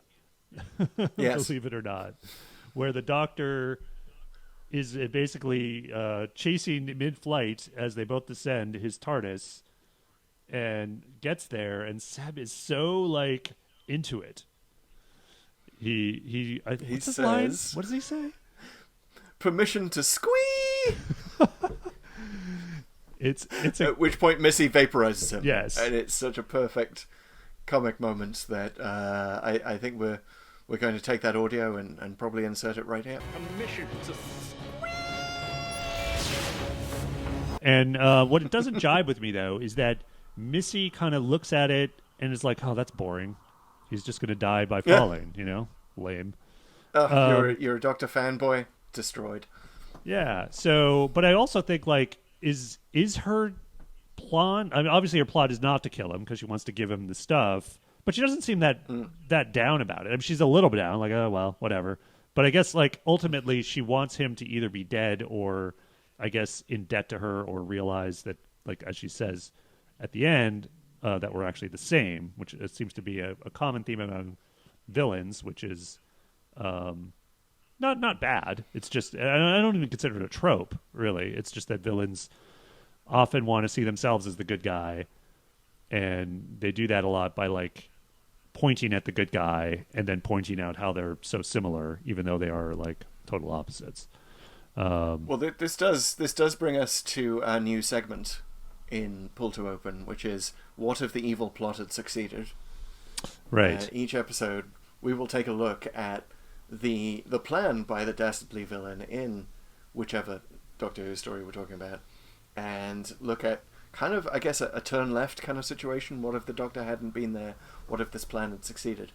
In this case, obviously, the plan required the Doctor to succeed, but it was to turn the Doctor into an intergalactic military genius, right? Right. A Julius Caesar of the stars with an ever-expanding army of the dead, made up of Cybermen that he can control and bend to his will and do all the good that he wants to do, but do it in this Machiavellian military way. Yeah, it's hard to picture the success here, right? Like, because it sort of depends on the Doctor accepting the gift, and I'm not sure if that also requires the sort of final phase of the plan, which is the rain to descend on the living and turn the living into Cybermen. Either way, it's an army of Cybermen. One's just sort of bigger than the other. I think so. So this would be, if it had succeeded, it'd be like A Good Man Goes to War, writ large. Right. Because Moffat had this tendency of making the Doctor in the last few Matt Smith seasons, kind of, he became this increasingly big player on the space stage, in the space-time continuum. Exactly. Like, he's kind of elevated to a god. More people have heard of him, and the question Doctor Who is shouted throughout the universe, and all of this stuff. And I think maybe this whole season 8 was an attempt to counteract that and bring it down. That's why we have this whole the Doctor hates soldiers now. Right. It seems to be specifically refuting that aspect of the Doctor that he spent so long building up with Matt Smith. Right, and in his virulent opposition to Danny and calling him PE and all of that. It's not too extreme. I mean, there's even a moment at the end, which is almost not quite an Easter egg, or even a cameo, but it is like the implication obviously is that one of the Cybermen is the Brigadier, and it vaporizes Missy. He's still saluting him, maybe more out of nostalgia than anything. But yeah, I mean, I feel like... Which is set up... I hadn't realised that was set up on the plane the first time I watched it, where Kate Stewart said, all my dad wanted was for you to salute him. Right, and they had the painting of him there. Yeah.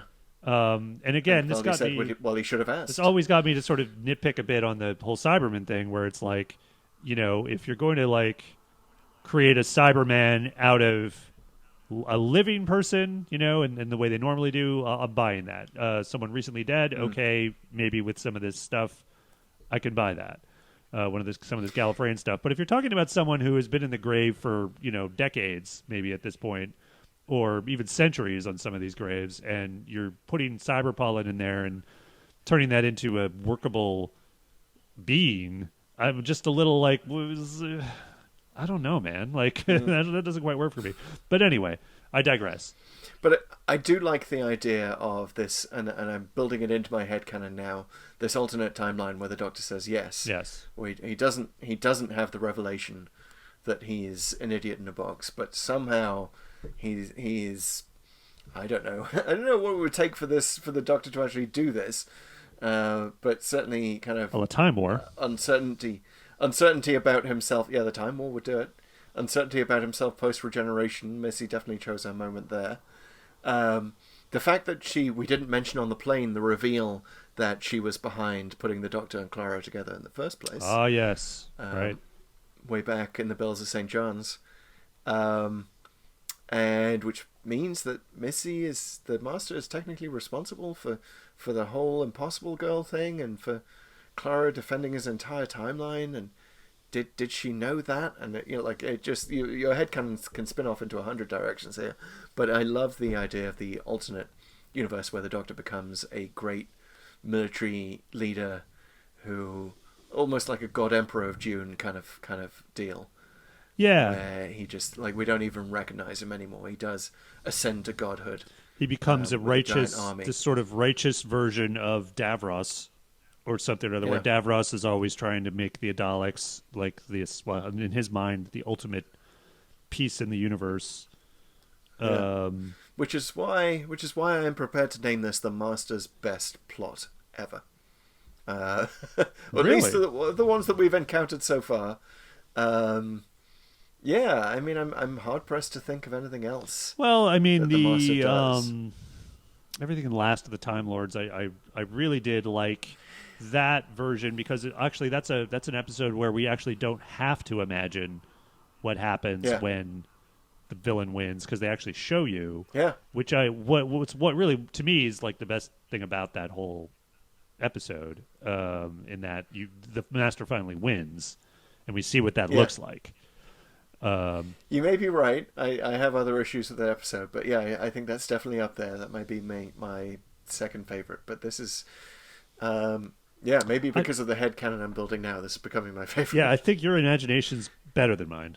I would consider because I didn't go too far down the path of like, what if the Doctor said yes? It just seemed so not characteristic of him. Like I felt like, and I also felt like this is why I don't think it's the best climax ever because.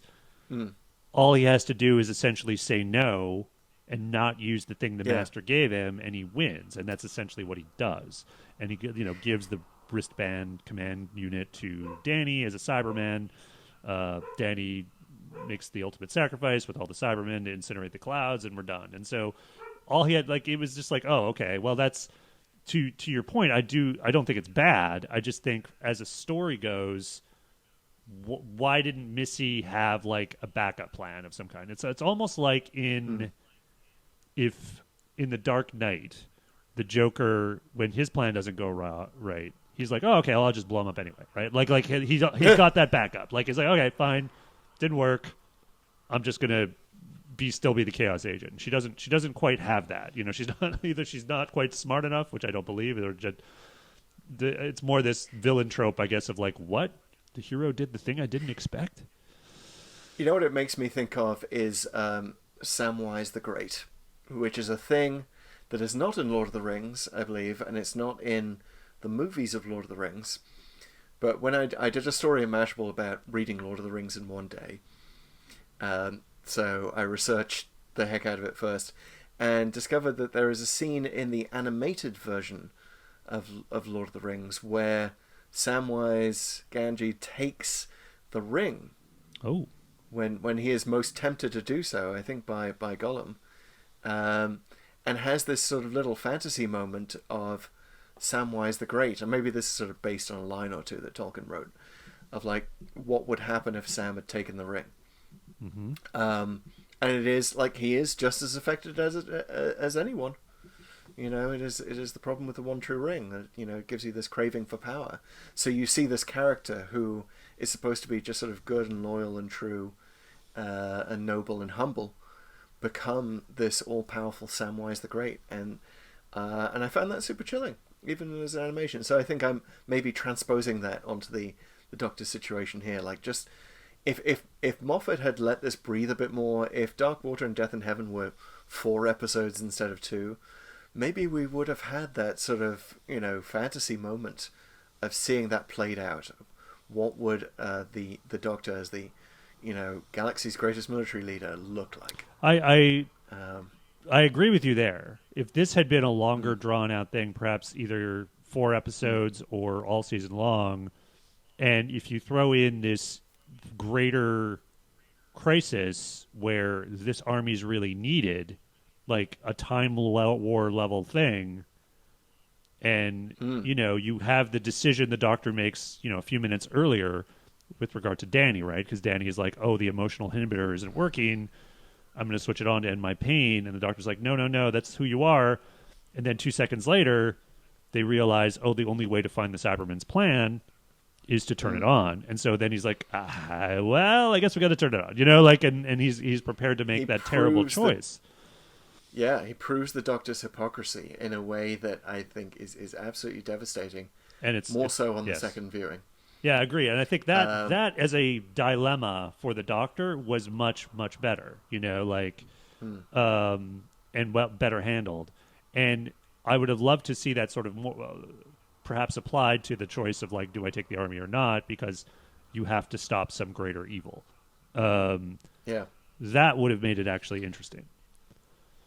Yeah, Missy was just unlucky that there didn't have to be a time war going on, or something the Doctor really needed to solve. So, because we know he is pragmatic to the point of being a hypocrite. Danny had just proved that. Indeed. So, yeah, and so interesting. He does. There's a lot of great moments, and Missy again, Michelle Gomez, amazing in these last few moments. Like from the moment she sort of floats in, literally Mary Poppins style, to the graveyard. Yep. All the repartee with the Doctor, and it culminates in Clara sort of really railing into the Doctor, like, look, she needs to die. I mean, and the fact is, and she kind of, actually thought of Planet of Fire as she said this, because we watched it so recently. Like, if you have ever let this person live, everything that happened today is on you. And it's funny that we watch Planet of Fire. It's very harsh. And it's funny that we watch Planet of Fire where he didn't do that. But he has so many times. Certainly in the Third Doctor era and even with John Sim and other incarnations. So... What wow! That's to me, like, that really, like, even though the choice thing I wasn't quite buying, that really I love that ending where that's the big what if. Yeah, would he have actually done it? Yeah, exactly, because he spared the choice, which is you kind of see it coming and maybe don't, but I mean, there's the Cyberman who's the Brigadier ends up vaporizing her, of course. She's not really the conveniently timed attack from behind. Yeah. Yep. Yeah, she's not vaporized, and this is where we've discussed it before. Moffat says in these extras on iTunes, he says, in the Davidson era, he specifically calls out the Davidson era for this, that the Master would always just say some variation on "I've returned." Yeah, which and that was the whole of the explanation. And he was just unkillable, and he was like, "Yeah, I accept that supervillains are unkillable." So he's kind of tipping his hand that Missy will return. Of course, and he's not really being entirely fair to the Davidson era, and honestly, he's not being entirely fair to himself because not that has to do much with this story. He does actually give a pretty thorough and good explanation for why she does come back or how she came back from such a seemingly sort of vaporized death, much better than anything we got in the Mark of the Rani after Planet of Fire. So I'm going to give him credit for that. But it is, you kind of rob the little drama here and there every time you do it. Go ahead. We do learn when she comes back in Magician's Apprentice that she sort of teleported out there. Is that what happens? What it is, but because it's not at the same time, well, we'll get to it when we get to it, Chris. 500 episodes down the line when we finally make it to Magician's Apprentice. Yeah, I mean, what it is, or maybe the randomizer will take us there right now. We don't know. Yeah, it's the exciting thing. Exactly, it could be the next one. But there is a way. There is a way to do it. That kind of makes sense, and it's enough. I think it's enough for most fans. But yeah, the things end. So she's seemingly vaporized. We have Danny, who we haven't even mentioned, has been struggling in the afterlife with some of the things he's done in real life, someone he had killed as a soldier accidentally, a civilian child. Again, you feel like that should be more powerful than it is, but there's so much powerful stuff in this stuff from the characters we care about. Like, obviously this is, I think he struggles with, but it's, no one, we never really saw this kid. We don't really know him. It's more of a plot, character thing than anything that has to do with the story. But he comes back because you can bring at least one person back from this afterlife, apparently. Yeah. And he chose the kid over himself, which is his final act of selflessness. And I think you're absolutely right. If this had more room to breathe, if Moffat wasn't so Moffat-y about jamming stuff in, it would have been very effective and powerful. And instead, we're just like, oh yeah, the kid was a thing. Yeah. Yeah, it's unfortunate. And then the Doctor and Clara then meet up a little later because the Master has, among all the other revealed that she knows where Gallifrey is. She said it was where it's always been. The coordinates that we've heard ever since, I think, the Tom Baker era, which is 10... Constellation of Castabris. Yeah, 10-0-11-00 by 02 from Galactic Center. Okay, I got to stop here and get No, we're getting on to 2 hours here or something, but like I got to stop on these coordinates, just because one, I have to say this was actually the name of the first Doctor Who club I ever joined, which was in Edmonton, Alberta, and there was a local Doctor Who club, and they called themselves the 10-0-11-00 by 02 Club, which was kind of hilarious. So and there's the reason they did that nerdy. was because those were just numbers, and they thought it wasn't something that anyone would come after them for copyright or trademark violation. It's a true story. And or that maybe some passing Gallifreyan would come by and congratulate them. Right, it's or like show up at the club. And show up at the club with a real license plate that had it on it. So the other thing I got to just bring up these coordinates. What is with these coordinates? What is with the 02? And does that mean the final bit isn't binary, or does it mean that Gallifrey is so weird and out of whack that even with binary coordinates they needed a 2 to say where it was, because 0 or 1 didn't work. And then right out of nowhere, a 2. Yeah. Just take a left. Just get to those binary coordinates and then take a left down a dirt road. You'll find it. Yeah. I don't know. Anyway, I had to get that off my chest because I've never has anyone ever addressed that? I don't know. I think they're supposed to be binary. There's a 2 in there. 2s aren't binary. Okay. I had to get that off. But anyway, he goes there. The Doctor goes there, and of course Gallifrey isn't there. She lied. So, okay. But then, and he lies in turn to Clara about finding it. And she lies to him about Danny being back, which he isn't. And so off they go. And it can't end that way, according to Santa. Yes, and I'm going to put it in my headcanon that the Doctor being so frustrated and punching the console, basically abusing his wife, the TARDIS, I'm going to say that actually happened within the Santa Claus dream, the dream crab situation. I'm going to just, it's too uncomfortable for me to see the Doctor beat up the TARDIS, so I'm going to project that forward. I hear you. Think of it this way.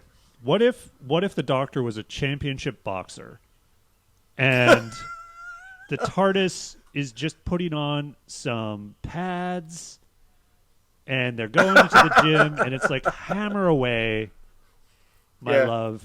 I know you need to get this out. I know you're frustrated. Hammer away. It's okay. Yeah. Maybe we could think of it that way. Although you'd think you might put like a padding or something over the console. Yeah. Right? Yeah. So, yeah, I don't know. I'm yeah. trying to kind of bending over backwards to defend it. I don't know. But again, this whole lie upon lie, like the fact that he's lying and Missy, he's lying and saying that Missy wasn't lying, but he is lying to Clara and Clara is lying to him. It's just, it's too many layers when we've already been through so much. We're trying to process so much. So again, another Moffat situation. It is. But then they do at least finally have a proper hug. They do, which is nice. Yeah. So which in it's long awaited, and it ends the episode on a very good note, contrasting with the hard edge at the beginning, and really at this point, I'm sure they probably had it in their minds that they needed to soften things up a bit and change up how Capaldi was doing things, and so I think that nicely leads into the next season. Yeah, and we were also, everyone was thinking at this point, including on the show, that Clara was about to leave. Right. Let's talk about that. Which was the original plan for the next episode, Last Christmas, was that she would leave at the end of it. Yeah. She was supposed to leave them last Christmas. She doesn't. There's 2 versions of it. I heard she might have even been like, they were thinking about, even before Last Christmas was written, possibly this being her last episode. But in any case, she was supposed to sort of originally leave at the end of this season, beginning of next, and she did not. She stayed for a whole nother season, which again is okay. Yeah. There was a last minute decision. We still don't know why, but it was definitely Jenna Coleman deciding that she just wanted to give the show another season. So that's how we got season 9 being the way it was. But yeah, it's a nice way to leave it. I was not on board with the Santa Claus reveal at the end, and too this silly. is interesting actually. A little too silly. I'm remembering now that I did the recap for last Christmas. So we handed off Mashable recaps between these episodes. Right. And I did a um, couple more previews, but I don't know if I did another recap after this. Yeah. My last Christmas recap was one of my favorite Doctor Who things that I've written. I really got into it, and I pulled in a lot of strands. But it started off with me saying that I was definitely fooled by the whole Santa Claus thing. I thought that we were just sort of scraping the bottom of the Christmas barrel, and this is going to really be a really super stupid episode. You know, we saw the clips with the elves, and I was really prepared for it to be so dumb. And then Last Christmas turns out to be one of my favourite, if not my favourite, Capaldi episodes. Probably second favourite after Heaven Sent. Yeah, hard agree. We talked a bit about the Christmas episodes really, really briefly, each of them, in the first episode of this podcast. We did. But yes, I think Last Christmas is I'd be hard pressed to sort of think of one that I draw more satisfaction from watching, and it's such a good mix of genres. But ultimately, you know, this two-parter I think might be the best season finale of the Capaldi era. And I don't know. I certainly enjoyed it at the time. I enjoyed it more this time because I could chill out about the stuff I didn't really like. I was able to really sink my teeth into Michelle Gomez's performance, a lot of the cyber imagery and the zombies, and like just the overall the dramatic choices that do work. I think work really, really well. This one is a very, hard thumbs up for me. It's a Dalek. It's not just a Dalek. It's a special weapons Dalek, my friend. That is what this is. It's definitely a Dalek, not an Ogron for me as well. I think that when your main complaint is, oh God, I wish they'd made it twice as long. Right. Then then you know it's doing well. So even though Moffat just sort of burns some really brilliant ideas in throwaway setups, I thoroughly enjoyed it so much more the second time round. Even though I think the curse of fatal death aspect went a little too far. Yeah, they definitely pulled back from having big takeaways about life and death. Actually, you know what? They didn't, because they did more of that next season. So never mind. I guess they did. And last Christmas is super life and death, big takeaway, thing at its center as well. So it clearly is very much on Moffat's mind. Alrighty, and that was Dark Water and Death in Heaven here on Pull to Open. Should we go to the TARDIS Randomizer, Chris? Now, I know we have new randomizer technology. We have previously been using some technology from the 21st century Google, I believe, but now we've enhanced that with some modifications. Can you tell us about that? We've upgraded it in a very Doctor Who way, and let me just... oh, there it goes. All right. There goes our new randomizer. I don't know how well that came across. That's actually a little TARDIS USB hub sitting on my desk that does that every time you plug in a USB. Dual. But yes, we were previously using the algorithmically generated Google random number. I did a bit of research and discovered that if you go to random.org, they will give you a true random number that is based on atmospheric noise. Interesting. Which is fascinating. I'm going to have to do some more digging into exactly how they do that, but that strikes me as so Doctor Who. Yes. So completely Doctor Who to do it based on atmospheric noise. I love it. That it's just irresistible. So we have the same random.org list of every Doctor Who story, which goes up to Revolution of the Daleks. So there's 298 of them as we count, and we went over the count last time. Go ahead and go back to that episode. Fast forward to the end if you have to find out exactly what we count as a story. But there are 298 televised stories of Doctor Who, and here we go. We're going to go to the next one based on our new randomizer tech, based on atmospheric noise. Are we ready? I'm ready. Minimum 1, maximum 298. Generate. 262. Whoa, modern era again. Oh boy. It's your Sleep No More. Sleep No More. We're with Capaldi still. We Oh, jumped ahead my a few God. episodes. Yeah. Thanks, Atmospheric Noise. Yeah, I don't remember enjoying Sleep No More very much. You know, I think we might have a strong disagreement on this one. I remember enjoying that one. And Really? I might have been a little biased because as we were just talking about our Doctor Who writing careers at Mashable, I went to the New York preview of this with Mark Gatiss. And he wrote this episode. As most people know, I think Mark Gatiss is a big player in terms of a writer and actor, even in Doctor Who.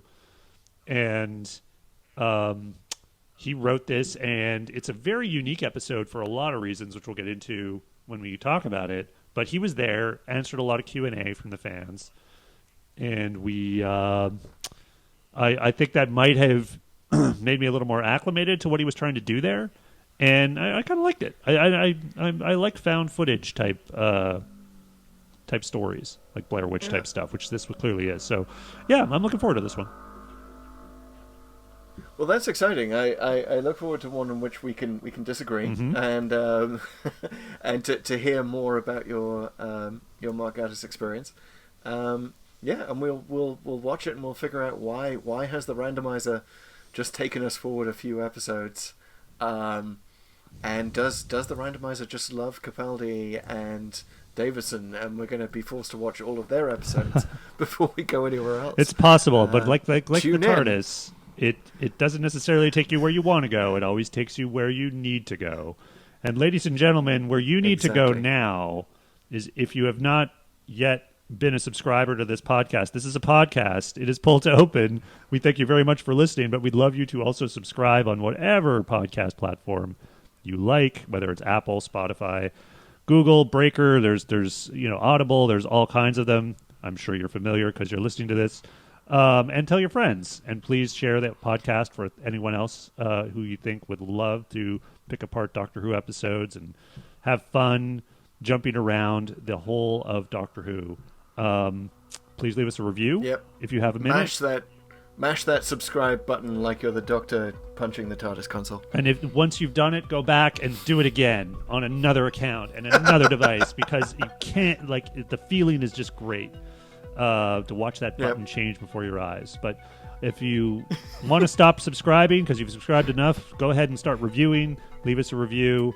Every review obviously helps the show, helps us reach more people, and we actually really would genuinely love to hear from each and every one of you. We really would love to know what your thoughts on the randomizer, how we're doing this, and any other thoughts you have on our rambling. So go ahead and do that. Follow us on the socials. We're on Twitter. We're on Instagram. We're at Pull to Open 63. We're doing tweets. We're doing photos. We're doing stories. It's not just stuff from the show, even though we do that. We also have, Chris and I have been collecting Doctor Who stuff for a long time, and some of that stuff is appearing on those feeds. Also, follow us on TikTok at Pull to Open. Just that. Just Pull to Open. So on Twitter and Instagram, it's Pull to Open 63. Popular. On TikTok, it's Pull to Open. I didn't realize we'd snagged the actual name of the show. I know, and once once our TikTok following is so huge, which I'm predicting will happen in sometime before Doctor Who is over anyway. I'm sure Twitter and Instagram would love to give us the original handle on those platforms too. So for now, it's Pull to Open 60. We'll get that. We'll get there. Yeah. Well, thanks, Pete. This is super exciting, and I'm looking forward to our next adventure. All right. Thank you for. And you can follow me on Twitter at FutureBoy. Follow me at Pete Paschal if you really want to, because I'll occasionally do some Doctor Who stuff there too. All right, guys. We'll see you for Sleep No More. Bye-bye.